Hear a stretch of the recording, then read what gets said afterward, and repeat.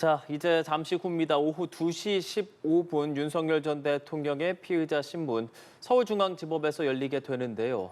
앞서 구속 취소로 석방된 지 넉 달 만에 다시 구속 여부를 가리게 된 거고요. 지난 1월에 이어서 이번에도 윤석열 전 대통령은 직접 법원에 출석을 할 것으로 전해지고 있습니다. 증거인멸과 주요 참고인 회유 가능성 등을 놓고 윤 전 대통령 측과 또 내란 특검팀 사이에서 치열한 공방이 예상되는데요.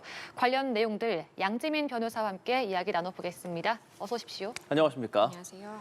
자, 이제 2시 15분이니까요. 지금부터 한 2시간 정도 더 남아 있는 상황입니다. 이제 윤석열 전 대통령 지난번처럼 직접 출석을 하게 되는데 지금 보시기에 관전 포인트 좀 어떤 거 있으십니까? 일단 지금 영장실질심사에 출석을 하겠다라고 밝힌 상황입니다. 간혹가다 피고인들 입장에서는 영장실질심사를 포기하는 경우도 있습니다. 본인이 어쨌든 다퉈봤자 발부의 가능성이 높다라고 생각을 한다라든지 아니면 본인이 이제 반성한다라는 취지에서 이것을 포기하고 겸허하게 받아들이겠다라는 취지로 이렇게 불출석을 하는 경우, 포기를 하는 경우도 있는데요. 윤 전 대통령의 경우에는 일단 본인이 받고 있는 혐의에 대해서 굉장히 강력하게 부인을 하고 있는 상황입니다. 거기에 더불어서 구속영장 청구의 요건이 다 충족되지 않았다라고 부당한 영장 청구다, 무리하다라고 주장을 하고 있는 상황이거든요. 그렇기 때문에 오늘 영장 청구 이후 첫 실질 심사인데 아마도 시간은 굉장히 장시간 소요될 것으로 예상이 되고 양측에서도 공방이 굉장히 치열할 것으로 보이며 또 윤 전 대통령이 직접 발언의 기회를 얻어서 직접 설명하는 시간을 좀 가질 가능성도 있겠다라고 보입니다. 1차 때 40분 정도였나요? 직접 이야기를 했었던 기억이 있거든요. 이번에도 뭐 그 정도 시간을 할애할 가능성도 있다고 볼 수 있겠네요, 그럼. 만약에 재판부가 허가만 한다면 기회를 얻어서 본인이 그때 당시의 상황에 대해서 조목조목 반박하게 될 여지도 있습니다. 왜냐하면 본인이 어쨌든 검사로서 굉장히 장시간 재직을 해온 그런 인물이고 아무래도 변호인단 입장에서 객관적으로 변론을 이어가는 것도 굉장히 중요하겠지만 당시 상황에 대해서 사실관계에 대해서 가장 잘 알고 있다라고 지금 판단될 수 있는 인물이기 때문에 게다가 법적 지식도 풍부하기 때문에 본인이 나서서 일정 정도 시간을 할애해서 이야기를 하게 될 가능성도 있겠고요.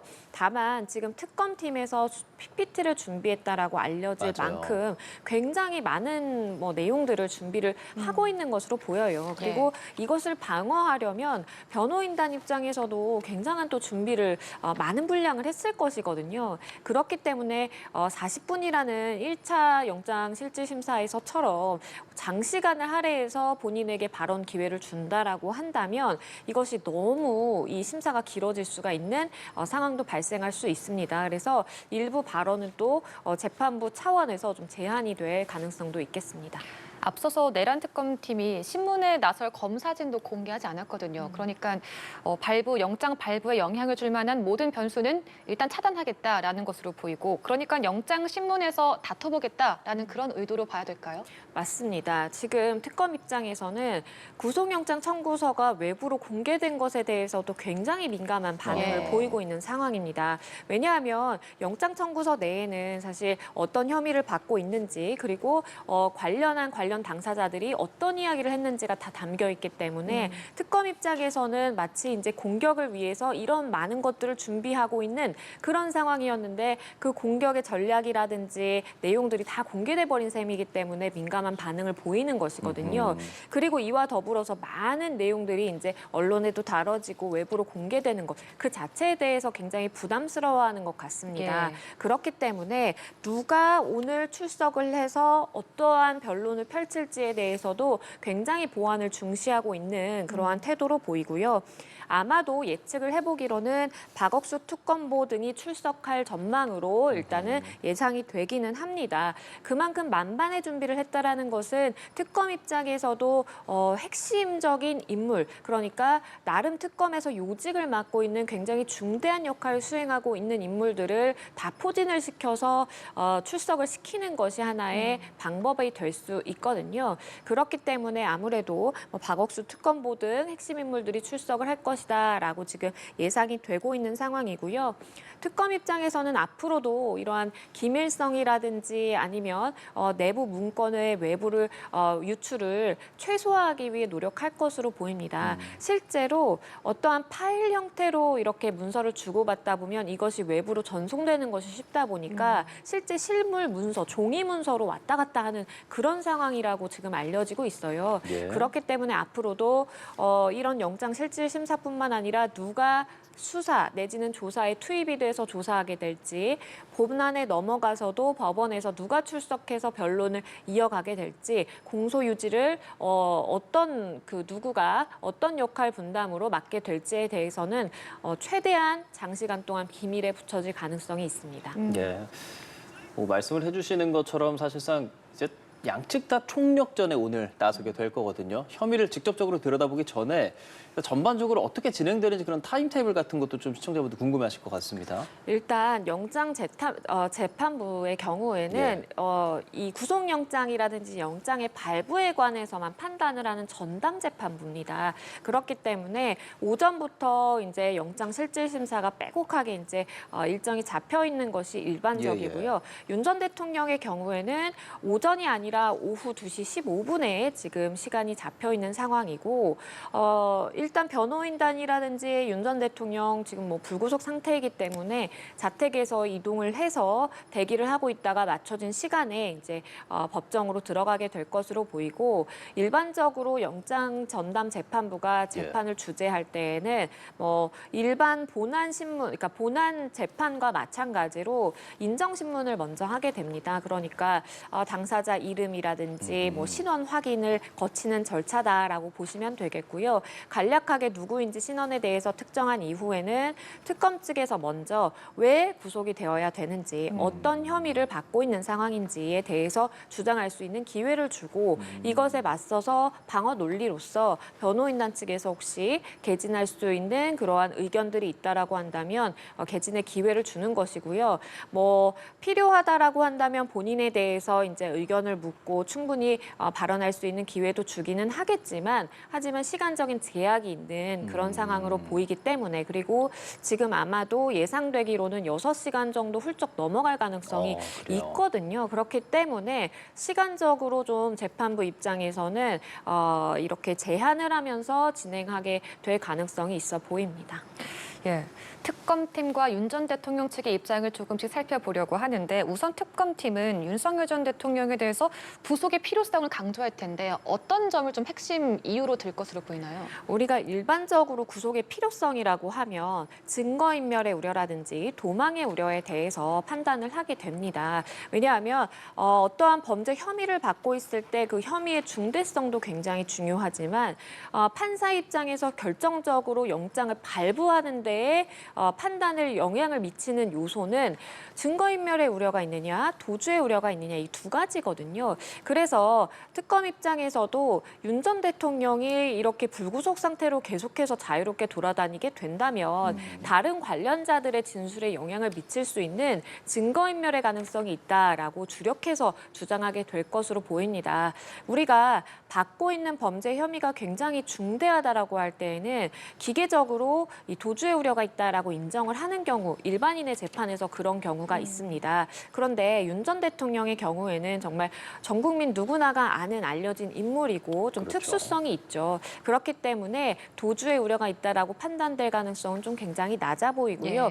그렇다면 특검 입장에서든 법원에서 유심히 보는 측면이든 아니면 방어를 하는 변호인단의 입장에서 가장 눈여겨봐야 되는 부분은 증거인멸의 우려인 것이고, 그렇기 때문에 특검 입장에서도 실제 영장 청구서가 66페이지에 달했는데 그중에서 뭐 16페이지가량을 이러한 구속의 필요성의 사유를 굉장히 설명하는 데 많은 분량을 할애했거든요.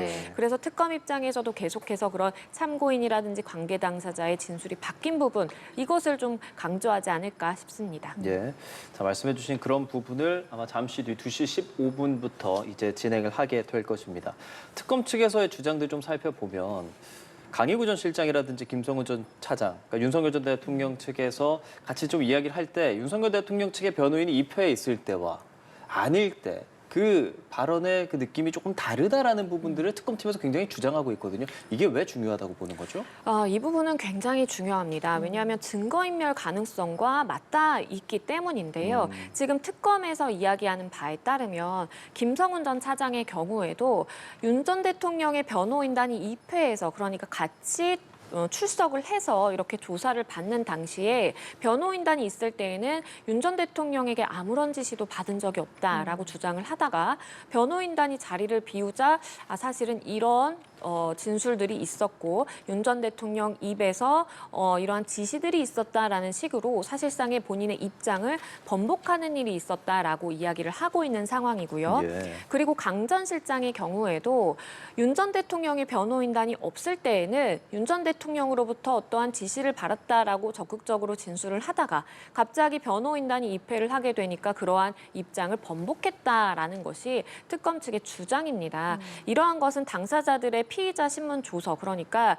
조서상으로 이 참고인이든 피의자든 어떤 이야기를 했는지가 다 기록으로 남아 있는데 그것을 확인하면 쉽게 이제 알 수 있는 부분이에요. 그래서 이것이 사실이라고 한다면 실제 윤 전 대통령이 불구속 상태여서 이런 사람들과 저런 사람들과 접촉을 한다라기보다는 변호인단을 투입시킴으로써 이렇게 진술을 회유한다라든지 어느 정도의 좀 압박을 가함으로써 증거인멸을 하고 있다라고 특검 측은 보고 있는 것이기 때문에 예. 중요하다라고 보이고요. 법원 입장에서도 이것은 굉장히 중요한 포인트 중에 하나로 볼 겁니다. 네. 왜냐하면 법원 입장에서는 결국에는 실체적 진실을 밝혀내는 게 굉장히 중요하거든요. 그런데 이러한 만약에 회유라든지 압박이 사실이다라고 한다면 진실을 밝혀내는 것과는 멀어지는 것이기 때문에 이러한 상황을 좀 끊어내고자 차단하고자 할 가능성이 있어 보입니다. 자, 이렇게 윤석열 전 대통령의 구속영장에 적시된 이제 혐의들 하나하나 살펴보겠습니다. 크게 보면 5가지로 분류가 되는데 체포영장 집행 저지, 국무위원 심의권 방해, 사후 계엄 선포문 작성, 그리고 비화폰 기록 삭제, 계엄 관련 허위 공보 이 정도로 지금 나눠지고 있습니다. 하나하나 들여다보고 싶은데 먼저 이 체포영장 집행 저지. 사실 이 부분은 지난 1월에 체포영장을 처음에 집행하려고 했을 때 당시에 이 대통령실에서 일어났던 그 부분을 말하는 것이죠? 맞습니다. 이제 공수처에서 체포영장을 집행하려고 했는데 윤 전 대통령의 이제 경호처 직원들과 그리고 경찰과 공수처가 굉장히 대치하는 그런 상황이 벌어졌습니다. 그런데 지금에서야 알려지고 있는 진술의 내용은 예. 대통령의 그러니까 국군 통수권자의 안전만 신경 써라. 그리고 총은 경호처 사람들이 더 잘 쏘다 보니까 그런 총을 보여주면서 순찰을 해라라는 그러한 지시를 했다라는 진술이 확보가 되어 있는 상황이고요. 이러한 체포영장 집행 저지의 경우에는 특수공무집행 방해죄와 연결이 되는 부분입니다. 네. 그래서 지금 특검이 영장 청구서에 나열한 그러한 범죄의 경우에는 특수공무집행 방해, 직권남용 권리행사 방해죄, 허위 공문서를 작성하고 행사했다라는 것, 공용서류 무효 손상죄, 대통령 기록물 관리법 위반 등인데요. 예. 그런데 이 말씀해주신 체포영장 집행을 저지했다라는 행위는 특수공무집행 방해죄에 해당할 수 있어서 법정형은 3년 이상의 유기징역에 처한다라고 되어 있고 그만큼 중한 범죄로 분류가 됩니다. 그렇기 때문에 사실은 특수공무집행 방해죄 하나만 있는 경우에도 구속영장은 충분히 발부될 수 있는 것이거든요. 구속의 필요성만 인정이 된다면. 그렇기 때문에 윤 전 대통령의 경우 특수공무집행 방해죄 외에도 다른 혐의들을 또 받고 있는 상황이기 때문에 영장 발부의 가능성을 조금 높이는 그런 요인으로 판단되기도 합니다. 다음으로 국무위원 심의권 방해 혐의와 관련해서는 이제 비상계엄 당시 사후에 계엄 선포문을 만들었다가 폐기한 혐의, 이 부분이 앞선 체포영장은 없다가 이번에 추가가 된 내용이잖아요. 어떻게 보십니까? 맞습니다. 말씀해 주신 것처럼 지금 사후 계엄 선포문을 작성을 했고 그리고 이것이 문제될 수 있다 보니까 폐기한 그러한 정황이 새롭게 드러났습니다. 왜냐하면 지금 여기에 연루가 되었다라고 지목되어 있는 일부 국무위원들, 한덕수 전 총리를 포함해서요. 이런 사람들의 이제 행적이 CCTV로 남아 있었고 당시에 그때 그때 상황을 진술한 진술들이 쌓이게 되면서 새롭게 지금 특검 차원에서 혐의점을 두고 있는 그런 부분이고요. 말씀해 주신 부분은 그러니까 사후 계엄 선포문이라는 것은 사실 존재해서는 안 됩니다. 예. 우리가 비상계엄을 선포할 수 있는 요건이 갖추어져 있다면 그 절차와 법에 맞추어서 그냥 계엄 선포문을 작성을 해야 되는 것인데 문제는 워낙 급박하게 굉장히 좀 절차라는 것들이 잘 지켜지지 않은 것으로 지금 파악이 되다 보니까 급하게 사후에 이러한 계엄 선포문을 작성할 수밖에 없었던 그런 상황으로 보여집니다. 그런데 문제는 이걸 작성하는 것도 문제지만 문제가 될 수 있다라고 판단되다 보니까 또 폐기까지 폐기를 합니다. 했다. 이런 일련의 행위들은요. 일단 허위 공문서 작성 및 행사죄가 될 수 있는 것이고요. 사후 계엄 선포문이라고 하더라도 국무위원들이 적법하게 부서를 하고 만들어진 문건이라고 한다면 공용 서류에 해당하고 그러한 공용 서류를 권한 없이 그냥 임의적으로 판단해서 폐기했다라는 것은 공용 서류 무효 손상죄가 될 수 있는 것이고요. 비상계엄이라는 것이 우리나라에서 굉장히 좀 큰 영향을 미칠 수 있는 그런 행위입니다. 그런데 이와 관련해서 계엄 선포문을 작성이 됐다라고 한다면 이것은 추후에 대통령 기록물로 다뤄질 수 있는 문건이고 이러한 대통령 기록물을 임의로 폐기하고 없애버렸다라는 것은 대통령 기록물 관리법에도 위반이 되는 사항이거든요. 그래서 단순한 이러한 일련의 행위 하나가 여러 가지 범죄 행위에 해당할 수 있고 이러한 부분에 대해서 특검도 영장 청구서에 다 제시를 해놓은 그런 상황입니다. 예. 자, 국무위원 심의권 방해 역시도 구속영장에 적시가 되어 있는 혐의인데 사실 국무회의를 진행을 했느냐 그리고 어떻게 진행을 했고 누가 그곳에 참여를 했느냐 뭐 이런 부분들이 그전에도 굉장히 중요하게 다뤄졌었고 다만 지금 적시하는 이 심의권 방해라는 것은 일부 국무위원만 일부러 불러서 그 외 국무위원들이 심의할 수 있는 그런 기회 자체를 없앴다. 이렇게 해석을 하고 있습니다. 예, 좀 더 맞습니다. 자세히 설명해 주실까요? 그러니까 언급을 해주신 것처럼 당시에 비상계엄을 선포하려고 했다면 국무회의 심의가 있어야 됩니다. 국무위원들이 소집이 되어야만 국무위원들이 그 자리로 올 수 있는 것이고 모여야만 정족수를 충족해서 심의를 거쳐서 비상계엄 선포합시다라고 하면 그 요건이 충족되어서 선포를 할 수 있는 그런 상황으로 흘러가야 되는 것인데 지금 문제가 되는 것은 한덕수 전 총리의 입에서도 나온 이야기지만 예. 당시에 국무위원을 소집을 해야 된다라고 한 전 총리가 이것은 요건이기 때문에 절차적인 요건을 갖춰야 됩니다라고 해서 긴급하게 소집했다라고 지금 알려지고 있고 급하게 정족수만 채우기 위해서 일부 국무위원들에게만 연락을 한 그런 정황을 포착한 것으로 보여요. 그렇기 때문에 이것은 법적으로 해석을 해보자면 참석한 국무위원들의 경우에도 사실 본인이 만약에 찬성이라든지 반대라는 그러한 의견을 밝힐 수 있는 기회가 차단됐다라고 한다면 내 의견, 표결이라든지 의견을 밝힐 수 있는 기회를 박탈당한 것이고 또 다른 측면에서 아예 이 자리에 오지도 못한 국무위원들의 경우에는 내가 그래도 우리나라의 국무위원으로서 국무회의가 소집이 되면 그 소집에 대해서 통지를 받고 그 자리에 나가서 이것에 대한 이 사안에 대한 의견을 밝힐 수 있는 기회가 다 주어져 있는 것인데 가장 기본적인 권리로 주어져 있는 것인데 그것을 선별적으로 이렇게 연락을 취하고 급하게 좀 진행을 하다 보니까 일부 국무위원들에 대한 권리 행사를 방해했다라고 지금 법적으로는 보고 있는 상황입니다. 그렇다 보니까 이 국무위원의 심의권 침해 관련해서는 문제가 되는 혐의는 직권남용 권리행사 방해죄입니다. 우리가 이제 공무원으로서 아니면 전직 대통령, 전직 총리든 맡고 있는 권한을 벗어나서 내 직무의 권한을 남용함으로써 이러한 일부 국무위원들의 심의권을 침해한 권리행사를 방해한 것이다라고 보시면 되겠고요. 특검 입장에서는 이러한 다양한 혐의들을 적시를 하면서 총 5가지 정도의 범죄 행위에 대해 지금 영장 청구서에 적시를 해둔 그런 상황입니다. 지금 윤 전 대통령이 이런 말을 했어요. 쉽게 볼 수 없어야 비화폰이지 뭐 조치해라 이런 등의 발언이 특검 측에서는 증거인멸을 시도한 것으로 보고 있고 다만 윤 전 대통령 측은 이것이 법령을 준수한 것이고 실제로 삭제가 이루어지지 않았기 때문에 범죄가 성립하지 않는다라고 주장하고 있거든요. 법원 측에서는 어떻게 판단할 걸로 보이십니까?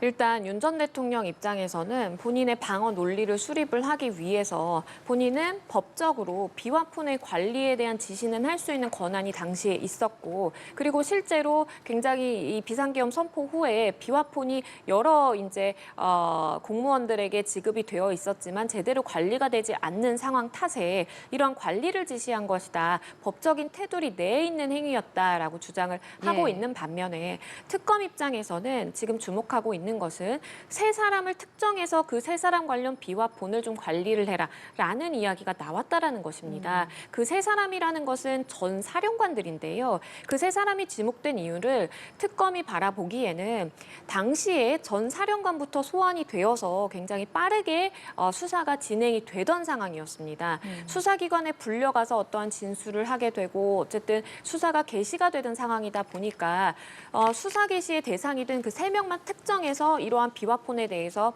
관리를 하라라고 한 것은 본인이 비상계엄을 선포하는 그 일련의 과정에 있어서 이 당사자들에게 어떠한 불법적인 지시를 내렸고 그러한 불법적인 지시를 감추기 위해서 특정 3인에 대한 비화폰의 삭제 내지는 관리를 지시한 것 아니냐라고 특검은 바라보고 있는 상황이고요.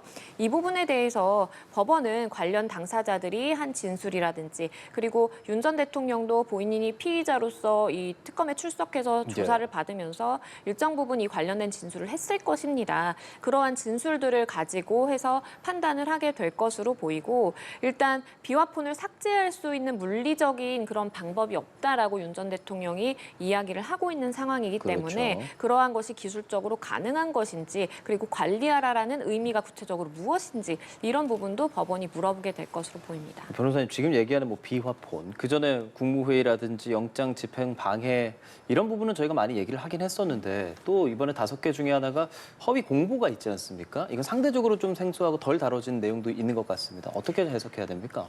말씀해주신 부분은 그러니까 외신 공보를 허위 작성하도록 지시했다라는 부분입니다. 외신에서도 우리나라에서 비상계엄이 선포된 이후에 어떻게 비상계엄이 선포될 것인지 적법한 절차에 따라서 뭐 위법사항은 없는 것인지 굉장히 많은 관심을 가지고 이 취재가 진행이 됐는데요. 당시에는 윤 전 대통령이 이제 현직 대통령 신분이기 때문에 별도의 지시를 통해서 외신들에게 이것이 합법적인 비상계엄 선포였고 우리가 헌법과 그리고 법질서를 지켜가면서 한 그러한 계엄이었다. 아무 문제가 없다라는 취지로 이렇게 이야기를 하도록 했고 실질적으로 그것을 문서로 작성을 해서 뿌리도록 했다라는 것이 지금 특검 측에서 바라보고 있는 혐의인 것이고요. 이 역시도 직권남용죄와 연결이 될 수 있는 부분입니다. 왜냐하면 말씀드린 것처럼 공무원으로서 일정 정도의 권한을 위임받아서 행사할 수 있는 권한이 있는 것은 맞지만 허위의 정보를 뿌린다라든지 허위의 문서를 작성하도록 지시한다라든지 이런 것들은 권한 밖의 행위다라고 볼 여지가 있거든요. 그렇기 때문에 실질적으로 뭐 외신 공보 허위 작성 지시라든지 아니면 뭐 국무위원 시민권을 침해했다라든지 여러 가지 각각의 행위가 결국에는 공무원으로서 가지는 직권을 권리 행사를 넘어서서 남용한 것이다라는 것과 맞닿아 있는 부분이 있습니다. 이런 가운데 어제 노상원 전 정보사령관의 추가 구속영장이 발부가 되면서 내란 주요 종사자 핵심 피고인 4명이 모두 재구속됐습니다. 그렇다면 이런 상황이 오늘 있을 윤 전 대통령의 영장 실질심사 결과에는 어느 정도로 영향을 미칠 거라고 보시나요?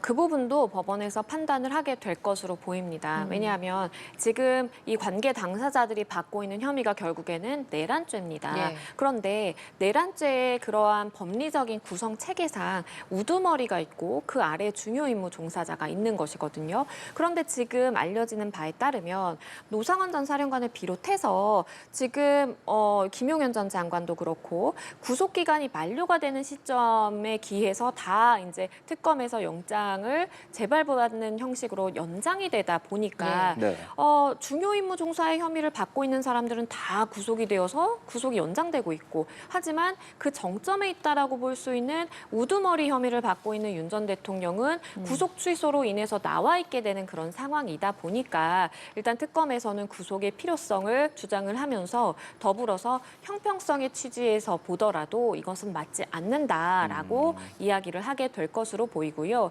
만약에 이제 구속을 영장 발부가 되어서 할 수 있게 된다면 특검 입장에서는 여러 관계 당사자가 구속이 되어 있는 상황에서 수사 개진하기는 굉장히 훨씬 효율적이고 용이한 측면이 있습니다. 네. 그렇기 때문에 이런 구속의 필요성 또 아니면 형평성 차원의 문제 제기를 강하게 할 것으로 보입니다. 이제 이렇게 핵심 피고인 4명이 다시 구속이 된 상황이고 지금은 윤석열 전 대통령의 피의자 신문 이제 2시 15분, 지금 12시 14분이니까요. 딱 2시간 정도 있으면 진행이 되는 것으로 지금 예상이 되는 상황입니다.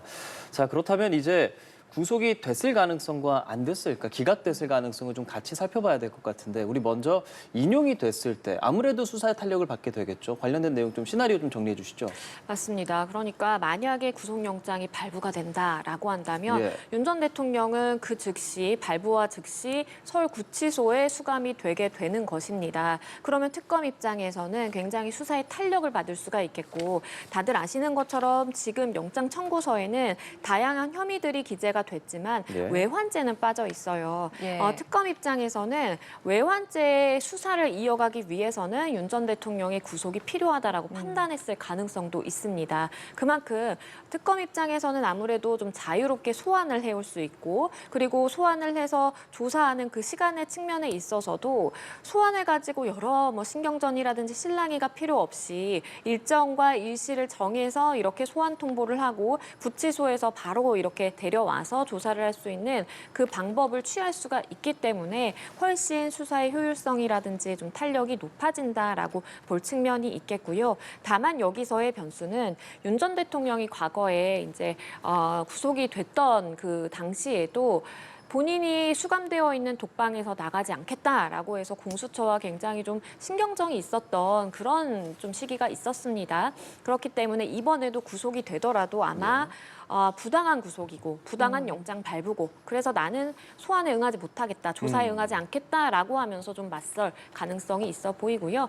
만약에 다른 시나리오로서 영장 발부가 되지 않고 기각이 된다라고 한다면 예. 윤 전 대통령 측에서는 무리한 영장 청구였다, 정치적인 수사다라면서 굉장히 반발하게 될 가능성이 있겠고 이러한 정치적인 수사에는 난 제대로 응하지 않겠다라면서 계속해서 소환에 좀 일정을 변경한다라든지 연장하고자 하는 그러한 실랑이가 좀 길어질 가능성이 있기 때문에 특검 입장에서는 굉장히 난감하게 될 것으로 보입니다. 예, 그래서 결과가 언제쯤 나올 것이냐 이 부분도 관심인데 지난 1월에 공수처에서 구속영장 청구했을 때는 그러니까 다음 날 새벽 2시 50분쯤 발부가 됐었는데 오늘은 어느 정도 걸릴까요?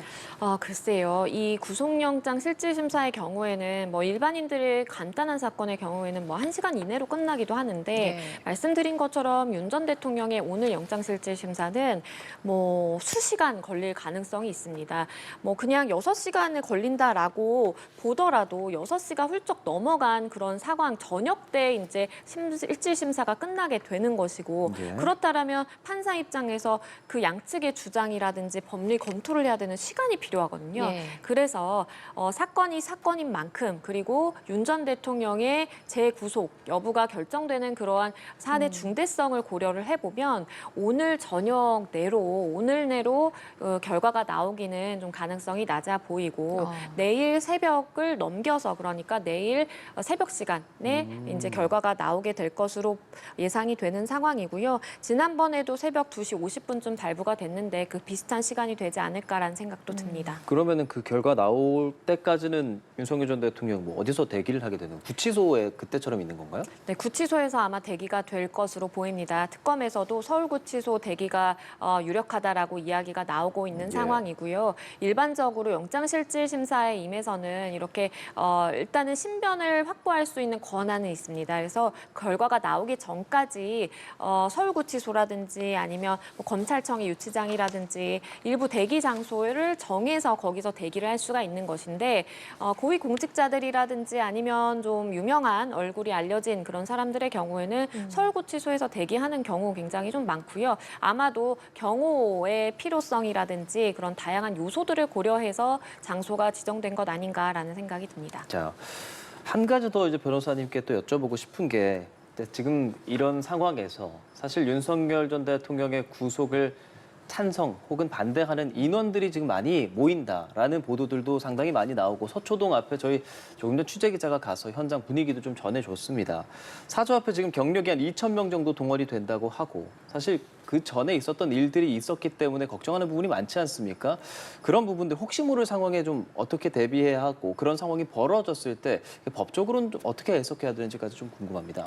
일단 말씀 주신 것처럼 지난 1월에 서부지방법원 난동 사태가 있었죠. 정말 법원 유리가 다 깨지고 뭐 설치된 펜스가 다 무너질 정도로 굉장히 충격적이었죠. 예. 피해가 컸습니다. 네.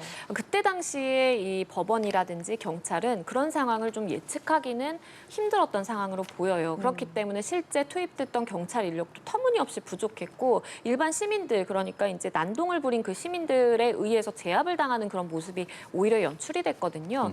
그렇지만 이번 상황은 좀 다르다라고 보입니다.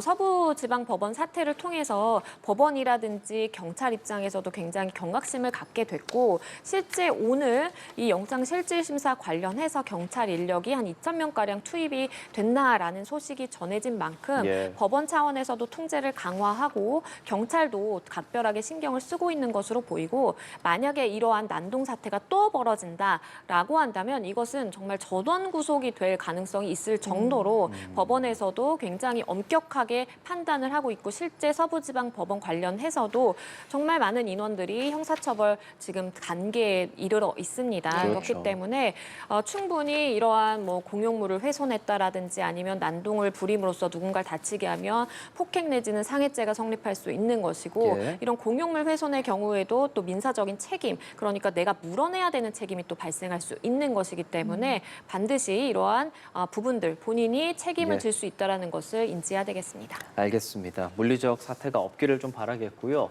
잠시 뒤 2시 15분 윤석열 전 대통령 구속 전 피해자 신문 서울중앙지법에서 열리고 관련 내용 저희 연합뉴스TV에서도 계속 특보 체제로 전해드리겠습니다. 양지민 변호사와 함께했습니다. 고맙습니다. 감사합니다.